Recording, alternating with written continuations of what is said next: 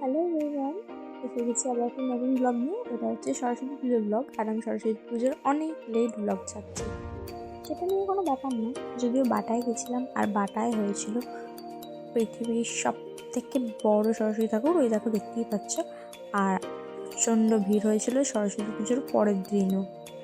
Butter মাঠটা জুড়ে প্রায় 7 থেকে 8টা ঠাকুর হয়েছিল। আমরা সবকটা না দেখলেও মোটামুটি দেখেছিলাম, আর সেগুলোই তোমাদের সাথে শেয়ার করছি। তোমরা জানিও কিন্তু যে কোন ঠাকুরের মুখটা তোমাদের সব থেকে বেশি সুন্দর লাগছে।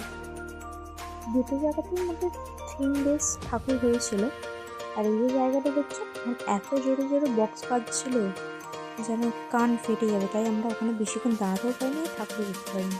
এই যে ঠাকুরটা দেখছো, এই ছবিটা কিন্তু আমার বেশ সুন্দর লেগেছিল। প্যান্ডেলটা দেখে না, তোমরা প্যান্ডেলটা ওরা খুব একটা মানে বই গল্প দিয়ে করেছিল থিমটা। আমি ঠিক বলতে পারছি না, কিন্তু ভালো লেগেছিল আমার। আর এখানে আমরা যেহেতু 3 জন গেছিলাম, তো মানু এখানে আসতে পারেনি। মানুকে নিয়ে আমার বাবা একটু দূরে দাঁড়িয়েছিল, কারণ ওখানে প্রচণ্ড জোরে বক্স বাজছিল। আর মানুকে নিয়ে ওখানে যাওয়া যেত না, তাই আমি ওখানে একাই গেছিলাম। আর এই হচ্ছে পৃথিবীর সব থেকে বড় সরস্বতী মা, সেটা আমরা দেখতে গেছিলাম। তারপরে আমরা এই কাকিমার ডান্স দেখছিলাম। ডান্স দেখে আমরা খাওয়া দাওয়া করতে গেছিলাম। আর আমার কাছে তো খাওয়া দাওয়া মানেই হলো মোমো। আর মোমো খেতে গেছিলাম, আর দেখলাম যে দার্জিলিং মোমোর দোকানে এই কাকুটাকে দেখে কি তোমাদের মনে হচ্ছে দার্জিলিং থেকে এসছে?